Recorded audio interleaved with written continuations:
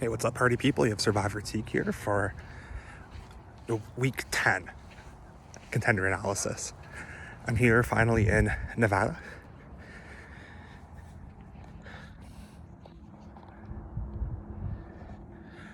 As you may recognize, Lake Tahoe, right by the border of California and Nevada.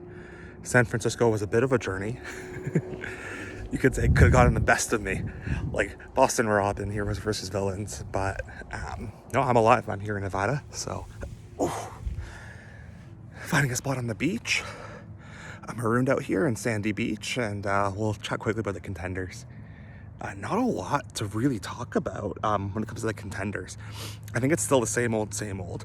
We have Xander and Ricard and Deshawn as really the key contenders at this point. Really interestingly, I think we got a lot of content from Ricard this episode. It seemed like it was his move, but a lot of confessionals about his thought process on the whole Shan decision.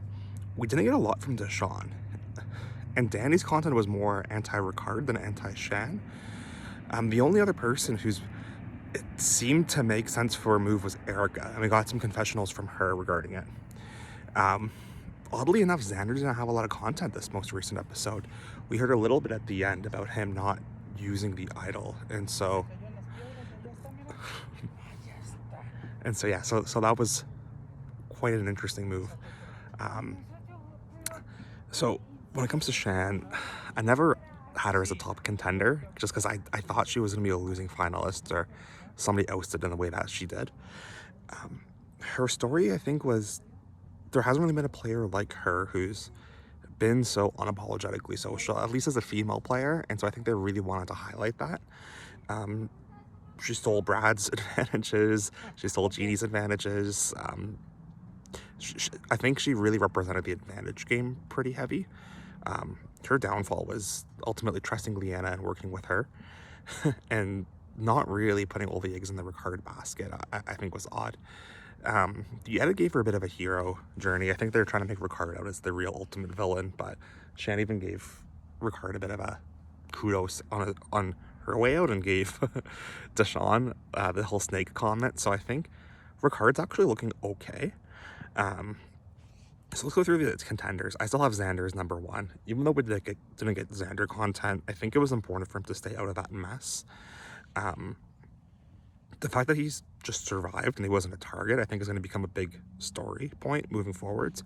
He still has that strong Yasa edit. The jury reminded us that he still has that idol. And we saw Nasir and Shan now both back-to-back ejected with idols in their pockets. So I feel like perhaps like Xander is going to end up using his advantages effectively, and that might be part of his winning storyline. For other people who have a valid winner storyline, I think Ricard's storyline is he slayed the beast. He still had a lot of negative content early on, and he still seems a little bit too villainous. Like, he had that whole papaya scene. He seemed to be wrong a lot pre-merge about trying to get JD out, and he seemed to be taking a back approach to Shan, but that could be his story. It can be a slow pre-merge and a very heavy and a very good post-merge. But Danny's targeting him, and I think Danny, Deshawn, Erika and Heather may team up and take Ricard out next vote. So I think Ricard's still in danger. I don't know if he has a winning endgame, but he's getting a lot of good content.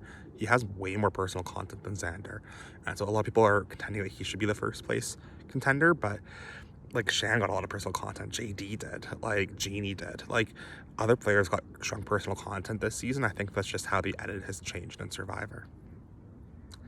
Number 3, I actually have Erika, just because I feel like Deshawn is not going to win. Erika's had a bit of a weird storyline. She kind of really showed up this episode, and she talked about, trying to make sure that the votes were off of her, and it succeeded, and we were able to see some more of her social connections. We were able to see her talk to Deshawn, able to see her talk to Ricard. We know that she's talking to Xander, so we're starting to understand Erika's game a little bit more. She survived yet again. She had this whole storyline about kind of hiding beneath the radar and then making big moves eventually. And so I think that's the type of game we're seeing from Erika. She got some credit for the Nasir move. She got some random credit here for the Shan move. So these are moves that she's probably going to talk about if she does make it to Final Tribal.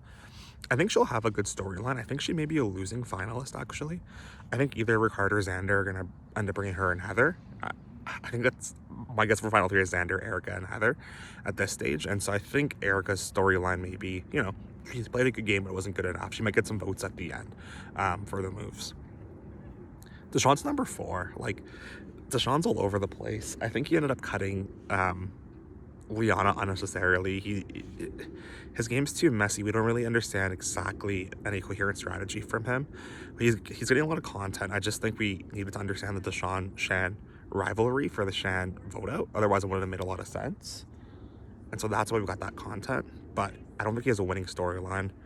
And that leaves the people who aren't going to win. We'll put Danny at 5, just because we've gotten some more Danny content, but it seems to be quite situational.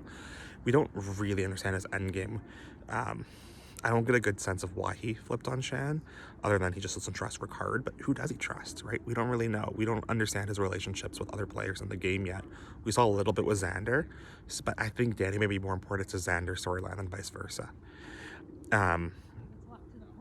Liana is 6th. She's absolutely done. We didn't get any content from her. We'll see if she gets any content from the Shan blow up. And then Heather is definitely at number 7. We don't get anything from Heather. So those are the contenders. We'll see how next episode goes. We'll see between Xander and Ricard. I think those are the only 2 in contention. Both of which have weird storylines, but we'll see if Xander's able to pick up a storyline, get some personal content, and become a winner in these last couple episodes. Yeah, I'm out here just relaxing at Lake Tahoe, and we'll chat soon. Cheers.